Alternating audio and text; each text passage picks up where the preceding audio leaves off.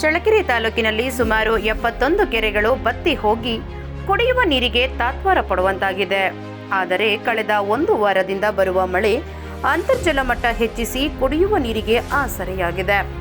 ಅದರಂತೆ ಫ್ಲೋರೈಡ್ ಯುಕ್ತ ನೀರನ್ನು ಸಾರ್ವಜನಿಕರಿಗೆ ಒದಗಿಸುವುದು ಸರ್ಕಾರದ ಪ್ರಮುಖ ಉದ್ದೇಶ.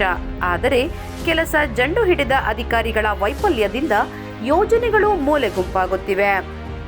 ಅದರಂತೆ ಶುದ್ಧ ಕುಡಿಯುವ ನೀರು ಕೊಡಬೇಕು ಎಂಬ ಆಶಯದೊಂದಿಗೆ ಪ್ರತಿ ಗ್ರಾಮಗಳಲ್ಲಿ ಶುದ್ಧ ಕುಡಿಯುವ ನೀರಿನ ಘಟಕಗಳು ನಿರ್ಮಾಣ ಮಾಡಲಾಗಿದೆ.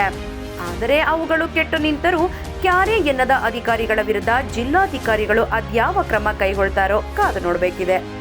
ಕೆಟ್ಟು ನಿಂತ ಶುದ್ಧ ಕುಡಿಯುವ ನೀರಿನ ಘಟಕ, ತುಕ್ಕು ಹಿಡಿದ ಯಂತ್ರಗಳು, ತಾಲೂಕಿನ ನಂದಿವಾಳದಲ್ಲಿ ಅಧಿಕಾರಿಗಳ ನಿರ್ಲಕ್ಷ್ಯತನದಿಂದ ಲಕ್ಷ ಖರ್ಚು ಮಾಡಿ ನಿರ್ಮಾಣ ಮಾಡಿದಂತಹ ಶುದ್ಧ ಕುಡಿಯುವ ನೀರಿನ ಘಟಕದಲ್ಲಿ ನೀರು ಸಿಗದೆ ಕೆಟ್ಟು ನಿಂತಿದ್ದು ಯಂತ್ರಗಳು ಸಹ ತುಕ್ಕು ಹಿಡಿಯುತ್ತವೆ.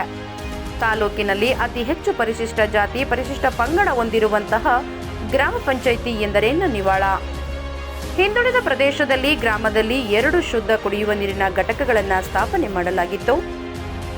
ಆದರೆ 2 ಶುದ್ಧ ನೀರಿನ ಕುಡಿಯುವ ಘಟಕಗಳು ಕೆಟ್ಟು ಹೋಗಿವೆ. ಸಂಬಂಧಿಸಿದ ಅಧಿಕಾರಿಗಳು ಇನ್ನಾದರೂ ದುರಸ್ತಿಗೆ ಮುಂದಾಗುವರ ಕಾದು ನೋಡಬೇಕಿದೆ. ಮತ್ತಷ್ಟು ಸುದ್ದಿಗಳಿಗಾಗಿ ಸಿಟಿ ಚಾನೆಲ್ ಚಳ್ಳಕೆರೆ ಸಬ್ಸ್ಕ್ರೈಬ್ ಮಾಡಿ. ನಮ್ಮ ಚಳ್ಳಕೆರೆ ಟಿವಿಯನ್ನು ಪ್ರತಿದಿನ ಸಂಜೆ 8 ಗಂಟೆಗೆ ವೀಕ್ಷಿಸಿ.